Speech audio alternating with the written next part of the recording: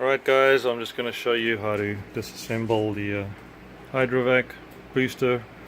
Ours is a 67 Dodge Travco and our brakes pretty much don't work, so yours might look different to ours, but either way.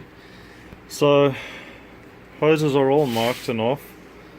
I've taken out this bleed screw over there so that I can clamp this very firmly in the jaws of the vise, because this nut is very hard to get off. It is a 1.5 inch, so I just use my big vise grips. I made the jaws very parallel with the nut and about 3 hammers, and the nut is now loose. Anyways, I just wanted to do that so I can show you guys how to just quickly disassemble this whole unit and get it ready for rebuilding.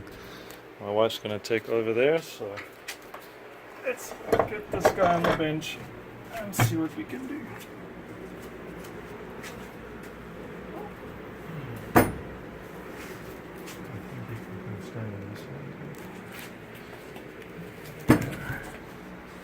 Alright, so I've drained out most of the fluid of this through this little hose.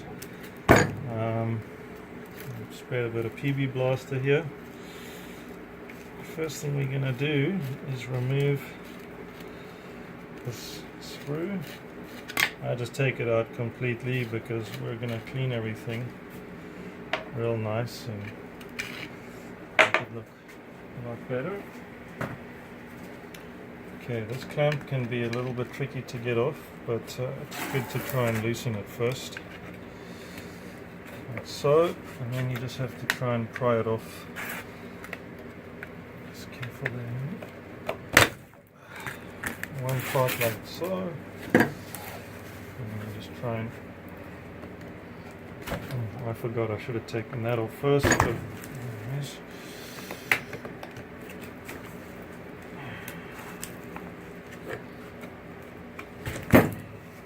Okay, looks like I have to. I did it on the previous one and I forgot. So let me quickly get this guy loose. As you can see, I have these wrenches specifically made for these. I highly recommend you get this. If you don't have one of these, don't use an open end wrench. Get yourself one of these and open it up and give it a whack. It'll work every time. But these do a little less damage. So just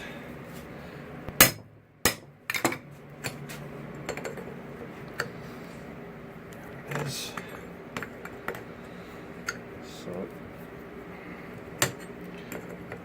I would definitely put some lubricating oil on there, because these are most likely steel lines and it just helps things not get any more damaged. Our lines actually still look very good on the inside, so we might just reuse them. Not too phased about it right now.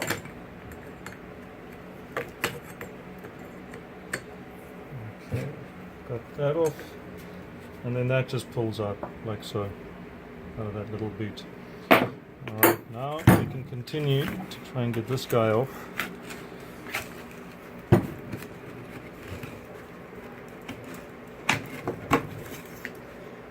Okay, there's the ring, a little bent.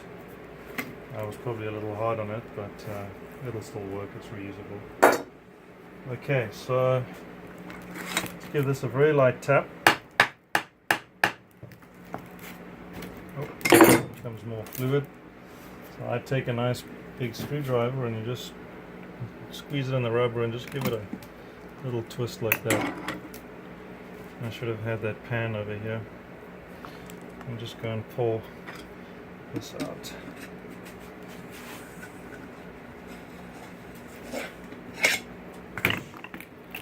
So there is the diaphragm, and it looks like I've already messed most of the brake fluid. I have.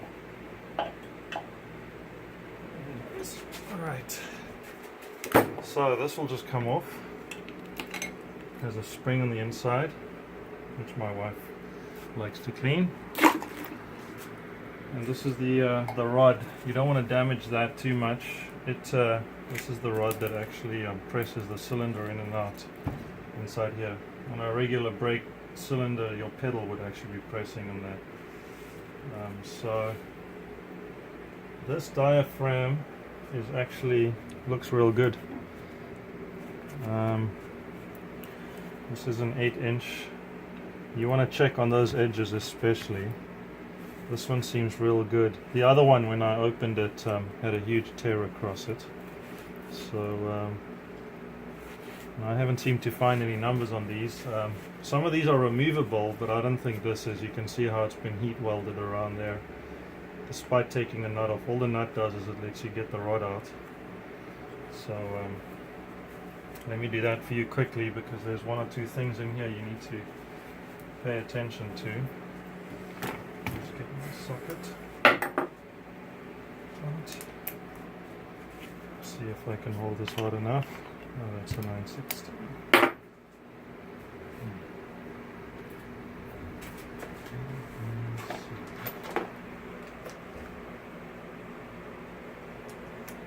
think it's 916. Let's see if I can hold it.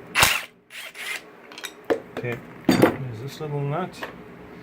And that's how your whole diaphragm would come off. So I reckon if you replace these, you would get this unit. Now, this little guy is just a little round bushing that comes off, but you can see it has a groove on this end, and there's a little split ring over there that keeps that on. So just pay attention to that. I'm just going to put this back in here now so things stay together. Okay. Everything seems pretty straightforward. I'm going to do this chamber over here. This actually doesn't seem too difficult. So let me get a little brush here. 1 second. There's one right here. Oh. Okay, so it's a bit hard to see, but you can see over here. Get my tools out of the way.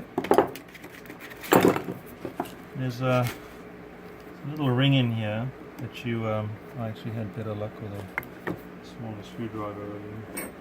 Just see the yellow one here.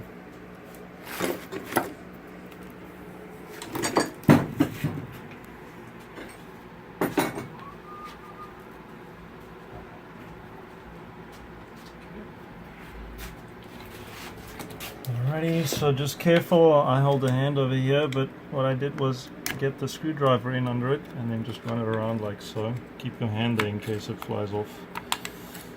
And this little guy will simply just pop off. No other loose parts in there. Now, that is actually a little rubber seal over there. It's a little dirty right now. You won't see it, but when you pop this off, you'll see, where's the 716?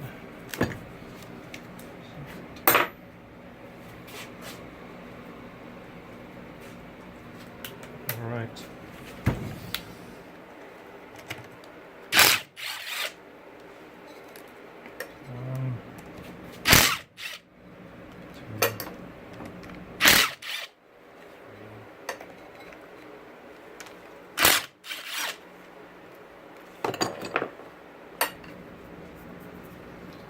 And once again, little light tap, just to break it loose, and try not to be too gung-ho about it. Try and peel that diaphragm off. And there's a spring inside. Sits loose like so. And this is a little spring, and inside there is a little black seal that seals on the inside. So depending on how far you're planning to rebuild, I just lifted it up with my finger like that, and I took a very small amount of Scotch-Brite, just like so, and I just wedged it in there with a screwdriver with some soap water, and I just cleaned all around it. And obviously don't put any oil or petrol on this stuff. It's not good. So just soap water. Anyways, that's that little guy, comes off. And sometimes the diaphragm will come out with you, with that or not. And I'll just get this loose very gently. This seems to be the better one of the two boosters. So, and that literally just has a rod. Comes in there and some seals. And I did notice on the inside there's a little brass wire in there, and I have no idea what that does. And a little port. So, you know, I just cleaned this out and put it in the sonic tank, and I guess, you know, all this little ring over here has a little flat side and a round side and a groove, so you just put it with a round side in. It seems like most of this stuff's serviceable just by hand, you know, if you get the seals, but I mean these rubbers are still very soft. That is that. So I didn't have a socket. This is a 1 3/4 socket, and what you got to be careful for is on the inside there's also a little retainer wire or a little ring, almost like U-joint bearings, and so you just have to make sure that you don't try and undo that without taking out this little guy. Usually they just kind of pull out. They're almost like wrist pins on a piston. That's also important to remember before you try and undo that guy. Put it in there. And now I'll just quickly undo the cylinder. It's actually quite straightforward. There's not too much to it. This nut unscrews, and then there will be a spring. Note there's a brass washer on there, and that'll just go on like so. And then there's that rod. I don't think that's long enough, but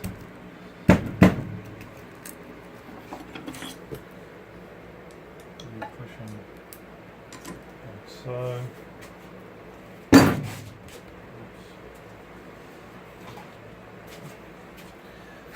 So just push in from this end, and you'll see the little plunger assembly come out. There it is. That came out like so. That little cup just sits on the other end of that spring, like so, like so. And there's a little plunger guy. Now inside there is the bore. That's the part that you'll hone inside there.